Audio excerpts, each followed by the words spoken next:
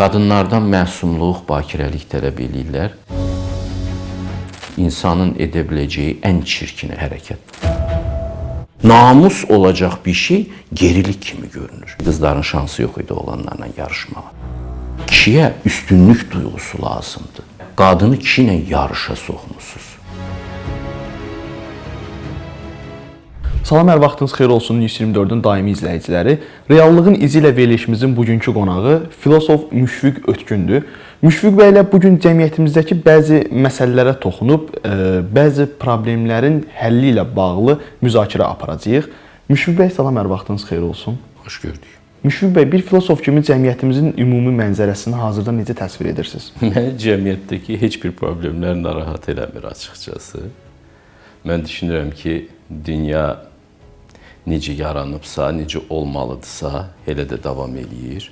İnsanlar öz üzərlərində işləyirlər, hərə öz bildiyi kimi, hərə öz illüziyasını sömürməkdədir və ya yoxlamaqdadır ki, bu illüziyada doğrudan da bir şəkər varmı, bir qida varmı, yoxlayır sanki, tədqiq edir. Sonra bir illüziyadan uzaqlaşır, gedir başqa illüziyaya. Allah həyatı bunun üçün yaradıbdır və bu baxımdan mənim cəmiyyətdən də, dünyadan da elə bir narazıçılığım yoxdur. Dünya necə olmalıdırsa, elədir. Sadəcə olaraq da mənim bir filosof kimi missiyam nədən ibarətdir? Mən insanları biraz da düşündürməliyəm ki, bu özünü dərk prosesini daha sürətli getsinlər. Müşfiq bəy, bugünkü gəncləri müşahidə edəndə nə düşünürsünüz? Sizcə onlarda çatışmayan nələr var? Onlarda hər şey çatışır, axmaqlıq da çatışır, cavanlıq da çatışır. Nə olmalıdırsa gəncdə, o da var. Mənim özümün gəncliyimdə nə olmalıydısa, nə olmalıdır gənclikdə? Axmaqlıq olmalıdır. O da dəliqanlılıq olmalıdır. Kör tutduğunu buraxmamaq olmalıdır. Balaca bir şey dərk eləyir, oradan-buradan bir şey oxuyur, elə bilir ki, dərin bir şey tapıbdır, bütün ömrünə çatar, egosunu bəsləyir bu ilə. Gənclikdə bu olmalıdır, bu da artıqlaması ilə gənclərdə var. Mən niyə narazı olum gənclikdən ki? Gəncliyin işi gənclikdir. Bəlkə narazı olmaq olar ağsaqqallardan. Niyə? Çünki ömürlərini puça keçiriblər, kamilliyə də çatmayıblar. Yaş gəlib olub 50, 60, 70, cavanlara verəsi bir şeyləri yoxdur. Saçları ağarıb yalnız və çox az bir şey verə bilirlər gənclərə. Domino oynamaqdan başqa bir şeyə yaramır bir çoxsu, təəssüf ki. Sən bütün yanlışlarından təmizlənməlisən. Konfutsi deyirdi ki, nəhayət mən 70-imdə ürəyimin istədiklərini edir və göyün də qanunlarını pozmurdum. Yəni Allahın qanunlarını pozmurdum, ədalət qanununu pozmurdum, gözəllik qanununu pozmurdum. Cavan adam nəsə bir yaxşılıq eləyəndə mütləq yan etkisi olaraq başqa bir pislik çıxır. O Heraklın mifində var deyə gedir hidranın bir başını kəsir, onun yerinə iki baş çıxır. Cavan adamın gördüyü xeyir budur. O bilmir axı kök hardadır. Onun müdriklüyü yoxdur. Əgər narazı olmağa yer varsa o da yaşlılardan ola bilər. Gənclərdən nə istəyərsə, onlar gəncliklərini yaşayırlar, çətin də onlar üçün. Bəs yaşlılar da deyə bilərikmi ki, gənclikdə, belə deyək, yeniyetməlik, hansı ki siz bildirirsiniz ki, dəliqanlıdılar, belə axmaqlıq edəcəkləri dövrlərdir. Bəs onlar da həmin dövrlərini elə puça verməyiblərmi? Hardasa əzab çəkiblərdi, həyat əzab çəkmək üçündür də Budda deyir. Əziyyət çəkiblər, səhvlərinin üstündə göz yaşı axıdıblar, amma hardasa birdən fərqindəliklərini itiriblər və ölüblər. Diri ikən ölüblər. İnsan əgər inkişaf eləmirsə, böyümürsə, kamilləşmirsə, o artıq ölübdür. Müdrikliyə gəlib çıxmayıblar, sadəcə olaraq qocalmış gənc olublar. Qocalmış gənc də gənclərə paxıllıq eləyər. Müşfiq bəy müasirliyi nədə görür? Bugünkü cəmiyyətimiz sizcə müasirlik adı ilə Avropaya meyl edərək, sizcə belə deyək, ifrat dərəcəsinə mi çatıb, yoxsa müasirlik elmdirmi, yeni bir kəşfdirmi? Müasirlik insanların egosunu tətmin eləyən bir ideyadır və onu keçmişə qarşı qoyurlar. Mənə görə müasirlik tamamilə içi boş olan bir sabun köpüyündən başqa bir şey deyil. Dünya heç yerə dəyişmir. Mən bunu daima təkrarlayıram. Oxuyun Homeri, onun İlyadasını və ya Odisseyasını müasir dedikləri insan hansı çətinlikləri yaşayırsa, hansı dilemmalar qarşısındadırsa, Odissey də həmin dilemmaların qarşısında idi. Paris də həmin dilemmaların qarşısında idi. Agamemnon da həmin dilemmaların qarşısında idi, Hektor da. Bunu görmək lazımdır ki, 2500 ildə heç bir dəyişiklik yoxdur. Amma insanlar özlərini qürurlanmaq istəyirlər. Hər nəsil deyir, vay bizdən yoxdur, biz nələrə gəldik, çıxdıq. Kim Sokratdan ağıllıdır ki? Kim Dədə Qorquddan müdrikdir ki? Bu nə aldanışdır? Bir-iki dənə söz öyrənirlər. Tez dəbdə olan xarici dili öyrənirlər və o dildə terminlər öyrənib dillərinə qatırlar müasir görünmək üçün. Və müasir görünmək adətən ağaların dilində danışmaq, ağaların mədəniyyətinə yaltaqlanmaqdan başqa bir şey olmur. Artıq dədə-babalarının yoluna sadiqlik də köhnəlik, gerilik kimi görünür. Şərəf olacaq bir şey artıq gerilik kimi görünür. Namus olacaq bir şey gerilik kimi görünür. Ki Konfutsunun bütün əsərləri, yəni bütün sözləri buna həsr olunmuşdu ki, bir insanın şərəfi varsa, o dədə-babalarının xatirəsini əziz tutmaqdır. Tarixdən belə qopur müasir adam, köksüz bir insandır, kosmopolitdir. Həm tarixdən qopub, həm vətənindən qopub. Deyir ki, mən müasirəm.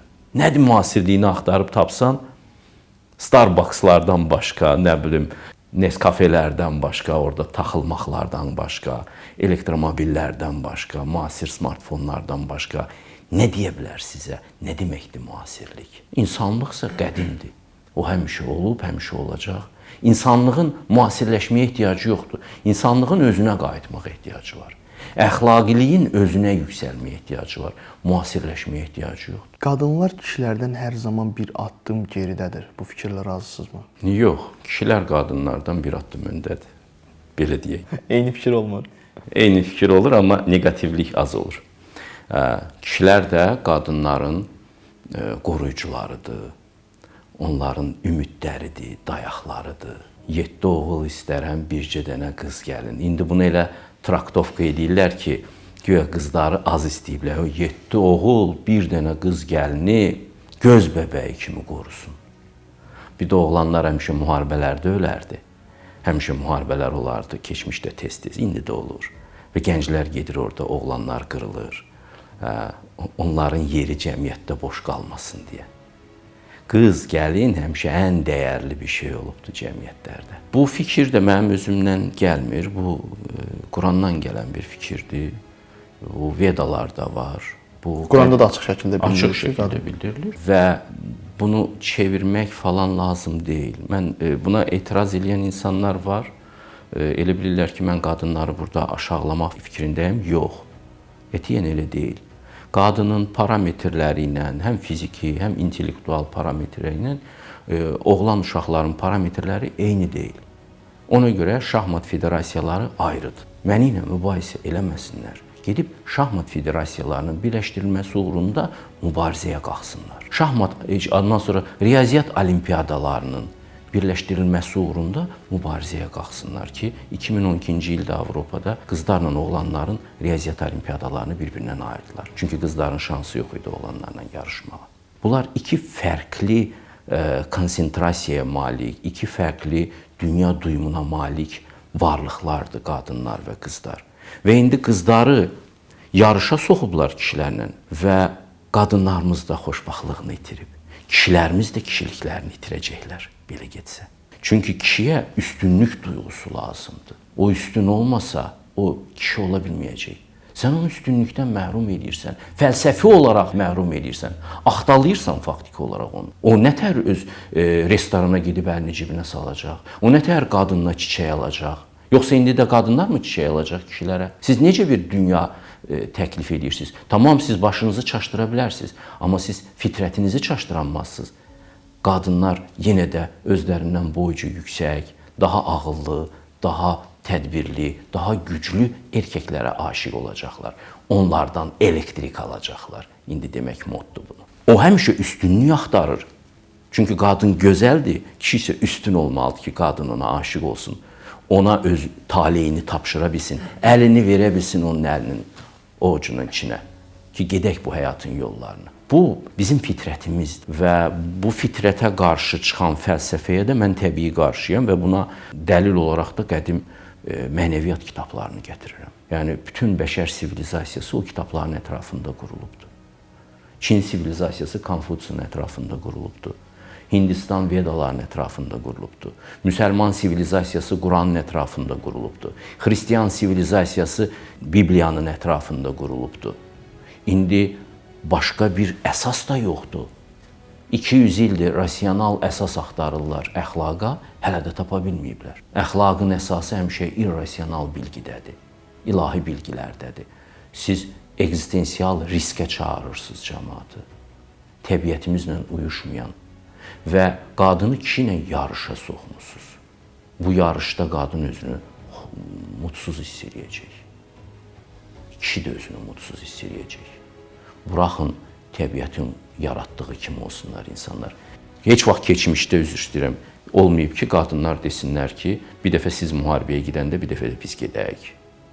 Bir dəfə biz uşaq doğanda, bir dəfə də siz doğun. Gülməli görünə bilər, amma bunu ciddi-ciddi deyənlər var. Heç vaxt olmayıb tarixdə. Neçə əsrdir, min illikdir, həmişə biliblər kişi kişidir, qadın da qadın. Bəs sizə görə kişi olmaq nə deməkdir? Kişi olmaq birinci olaraq məsuliyyət daşımaqdır himayəsində olanlara. Onları qorumaqdır. Düşünmədən qoruduqları üçün ölə bilməkdir. Bir kişinin cazibəsi varsa, o da sevdikləri üçün düşünmədən mübarizə aparıb ölə bilmək qabiliyyətindədir, cəsarətindədir. Onun gücü az ola bilər, çox ola bilər. Amma əgər o sevdiyi üçün ölməyə hazırdırsa, qız bunu hiss edir və o zaman oğlanın sevgisinə hə cavab verir. Son nəticədə bu xüsusiyyəti Allah kişiyə biraz çox qoyubdur ki, o həqiqəti ən əziz bir şey kimi anlasın və həqiqətdən ötürü canını verməyə hazır olsun. Məsələn, İsa peyğəmbərlər, Zərdüşt peyğəmbərlər, Nəsimilər, bunlar həqiqətdən ötürü ölüblər. Sevdiyi, ən ali sevdiyi insanın həqiqət olar. Bəzi adamlar bunun reallığına böyüyərlər. Hamısı yox. Bəzi kişilər bunun reallığına böyüyərlər və o zaman bəşəriyyətdə çox nadir görünən möhtəşəm bir kişilik hadisəsi yaranır ortalığa. Bəs insan həqiqətə inanmadan yaşaya bilər? Elə yaşayırlar da. Yəni yaşamaq deməkdir ki, insanların çoxusu həqiqəti axtarmadan, tapmadan və inanmadan yaşayırlar. Yaxşı, bəs Müşfiq bəy, taleyimizi özümüz yazırıq, yoxsa o biz doğulmadan öncə yazılıb? Bizim taleyimizi biz özümüz yazırıq. Özümüz yazırıq. Doğulmadan öncə bizə, məsələn, doğulduğumuzda bizə verən şərtilikləri də ehtimal ki, onlar da özümüz yazmışıq. Reinkarnasiya, məsəl üçün, ideyasında bu elə-belə də şərh olunur və siz hansısa bir illüziyanı, bayaq söhbətimin əvvəlində dedim, illüziyanı həqiqət sayırsınızsa, sizin ömrünüz ona sərf olunur ki, o illüziyanın illüziya olduğunu araşdırıb ortalığa çıxarasınız. Və o illüziya şarı partlayanda siz həqiqətə tərəf yönəlmə şansı qazanırsınız. Taley məsələsinə nəyə görə mən toxundum? Bu yaxınlarda bir sual çıxmışdı mənim qarşıma. Mənim diqqətimi cəlb elədi bu sual ki, biz doğulmadan öncə taleyimizi yazan Tanrı nəyə görə biz öləndən sonra bizdən hesab sorur? Təbii ki, bütün absurda gəlir çıxır. Əgər bizim taleyimiz öncədən yazılıbsa, onda müqəddəs kitabın göndərilməsinin də anlamı yoxdur. Orada bizə deyir, özünüzü düzəldin, özünüzü düzəldin. Öz əlinizlə özünüzü cəhənnəmə atmayın. Bütün dini kitablar çox sadə bir formul üzərindədirlər. Amma bunu başa düşmək o qədər də sadə deyil, asan da deyil. Ki, pislik eləsən, pislik tapacaqsın. Yaxşılıq eləsən, yaxşılıq tapacaqsın. Allahı da yaxşılıq yolunda kəşf eləyə bilərsən. Budur. Sən nə eləyirsənsə, bunun acıları sənin qarşına çıxacaq. Sən öz hərəkətlərinlə öz həyatını dizayn eləyirsən. O baxımdan bizim taleyimiz, aqibətimiz tamamilə bizim əməllərimizə bağlıdır, bizim düşüncələrimizə, bizim sözlərimizə bağlıdır. Müşfiq bəy, xəyanəti bağışlamaq olar? Xəyanəti bağışlamaq lazım deyil. Yox. Çünki xəyanət insanın edə biləcəyi ən çirkin hərəkətdir. Ondan sonra onun qəlbi burxulur, sonra bir daha burxulacaq. Ən böyük xəyanət də insanın həqiqətə etdiyi xəyanətdir. İnsan içində həqiqətə xəyanət etdisə, o elə çirkinləşir ki, Allah bağışlayır. Əgər o böyük tövbələrləsə, böyük bir bədəl versə, qayıda bilər yenidən öz insanlığına. Zaten əksər hallarda elə də olur.